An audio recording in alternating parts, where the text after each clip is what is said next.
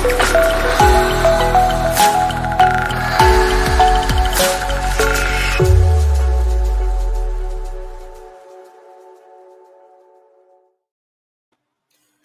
Chiwenga Absconds from Mnangagwa'S blackout parliamentary address. Very, very interesting times that we are watching in the nation.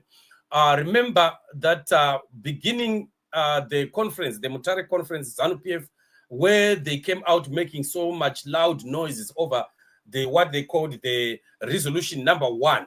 And having passed that resolution in Mutare, Zanu PF behaved as if it was a referendum where Zimbabwean people have actually voted for Mnangagwa to go on.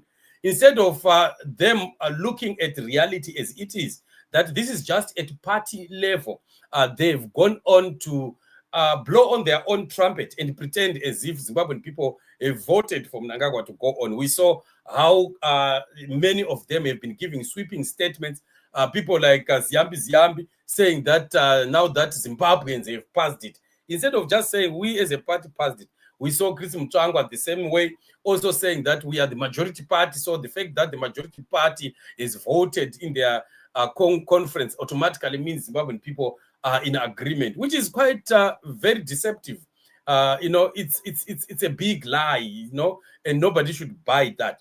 So following that conference, we see that the next stage of things is now supposed to be the parliament.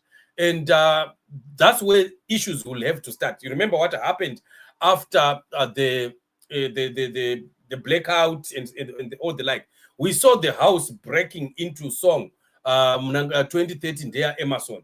And this is quite, absurd, especially after looking at the developments of electricity cutting out. I think those people were supposed to be so much embarrassed for them to be singing 2030 Emerson, while right before your eyes, you have seen the incompetence of the man. So it's really very sad that we have, we have parrots in Zanu PF, people that are just making noises over nothing. So this exactly is what we are talking about. So General Chiwenga decided not to attend this because he now knows what is supposed to start happening right in Parliament. Parliament is now beginning to be arm-twisted and bastardized by Ishgananda to begin to support this nonsensical 2030 agenda.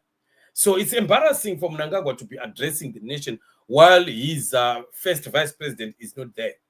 And it shows that there is so much division and that the crack is widening each and every day that passes.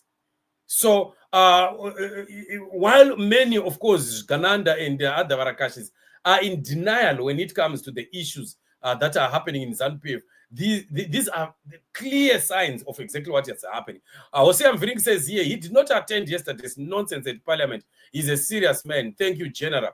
So what it simply means is a message.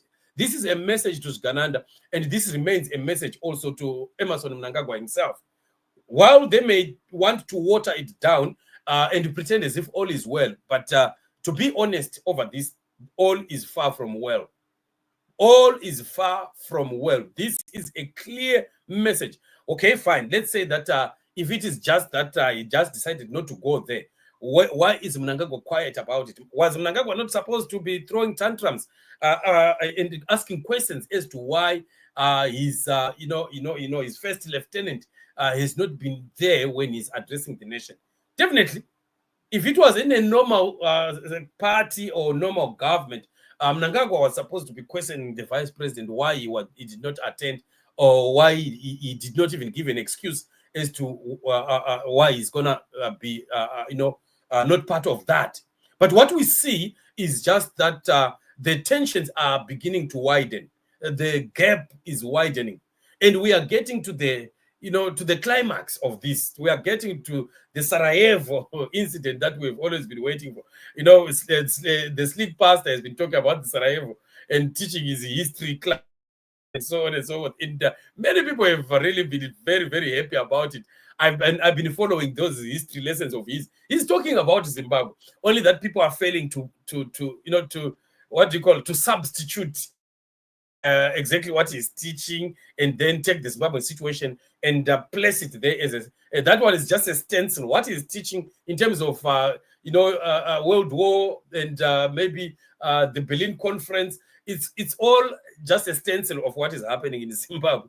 Although many people may fail to really get the picture there. So he's just doing it in a parabolical way, very, very hidden way, very intelligent way, which would only take the intelligence to be able to deduce and have some deductive, reasoning on exactly what you are saying. So it's interesting. So these are the last days of the last kicks of a dying horse, and the tensions will never go down, especially at a time when we are beginning to see the move that is about to start.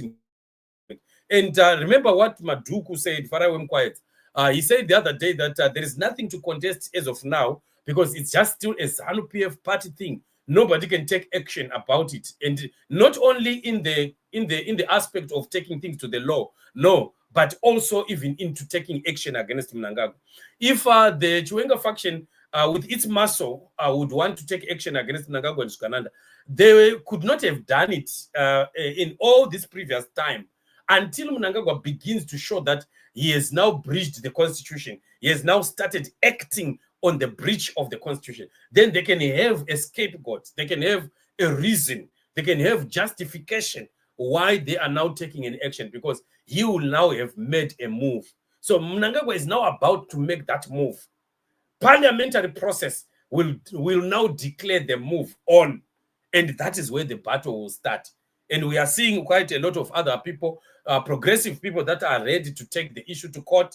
Like what I was saying the other day, that Mnangagwa is really, he has hanged the judiciary of Zimbabwe, right? He has hanged them on the public domain naked, because we know what he wants. We know what he and his Gananda wants. But the problem is there is no, there's no way out of it, even without breaking the law, without showing that you have really, really twisted the system of law. But they will continue to do it because we know who they are. They are arrogant, they are proud, they think that they are invincible and untouchable. But that is going to work very, very bad for them. Let's watch the space. We are going to see the court challenges beginning from the moment that the parliamentary business starts to move with this very story. The moment you hear it in parliament, know that now Chabondoka manch, right? Chabondoka. So parliamentary business or parliamentary adoption of this 2030 nonsense and the Zanu PF resolution could be the beginning, could be that Sarajevo, right? That Slick Pastor is talking about. And it's likely going to be happening at any time. Remember, the Sarajevo has been a thing that we have been waiting for a very, very long time. And we are waiting for that spark. Once that spark happens, then we know that Zimbabwe is getting into the next phase. And we are likely going to have a very violent end to this, which is what we don't want to see happening. We need to keep praying for the nation of Zimbabwe, because danger is out there. Danger is out there. We need prayers. We need God's mighty hand and avoid especially bloodshed. And I really don't know what happened to his constitutionalist mantra. That was just propaganda. Propaganda. We knew it, and we even talked about it. You remember that show we did? And we were saying that is a lie. People cannot buy that lie. And General vakachibata kuti chi haringati bona patiri kuenda pamberi apo pari kuzononakidza zvinhu. Hanzi Linjani chatufa family chatufa kupera. Thank you so much, Mama Cletis Linjani. Hai tira spirire. Gogo piri vari kuti chi apa. Hanzi things fall apart. Yeah, chinyuwa we are reaching the Chinyuwa Achebe phase right now. And this is Namkoma Ernest. Good evening. Thank you so for the update, my brother. Thank you so much. Also for the support. And the general is now distancing himself away from nonsense and gibberish. Yeah, definitely. And he has to do that. That is actually sending a message to the people of Zimbabwe. That Zimbabwean people, we are with you. We are together. I am with you, and I support your stand. And that's exactly what we are talking about here. Hanzi channel yema shua I ko hama dzangu maidiko kutiudza kuti kuno kune muto famba ine shoko mkoma wangu. Thank you so much, Mkoma Frank. I salute you for being part and parcel of this family and also intercessors that are praying for the nation. And we are here to make sure that we say things as they are. Truth and only the truth shall set Zimbabwe free. And there's no way we can mince our words. We'll have to say the things as they are. Thank you once again for the compliment. As they are afraid of prison. Definitely they are. They're very, very sure. And this Namkoma Henry, good evening, family. Apostle Murise, no, I'm doing good, my brother. I hope all is well with you there. Mama Precious, Murise, my sister, and good evening, champions and Mr. Tufa. Brian says the whole ancestral president lying to the world. Just imagine. Gogo Piras, remember, Baba White in vacation. General must leave. Yes, definitely. We are watching to see what is going to be unfolding. And of course, we are still praying for the nation. Nyika inoda Mwari, nyika yakagarwa naSatan, inoda Jehovah. Pasina Jehovah, kwatiri kuenda uko hakunobudi zvakanaka. But tinoda kuti Jehovah varambe vakaisa ruoko rwavo panyika. Sifuri kuti Nkulunkulu akubekere pambili fakisandla sake phezu kweZimbabwe, because without him, these Ugandans are up to no good. So, but we know that our God is faithful. And he is the King of Kings and the Lord of Lords. He keeps watching over his people. As long as there's a man and a woman to pray, everything will have to go as according to the will of God. And nothing will go in the wrong direction. So our prayers are very important, family. That's why we keep gathering and praying and also standing in the gap for the nation of Zimbabwe. If you love your nation, if you want to see Zimbabwe becoming that Zimbabwe you want, keep praying and keep standing.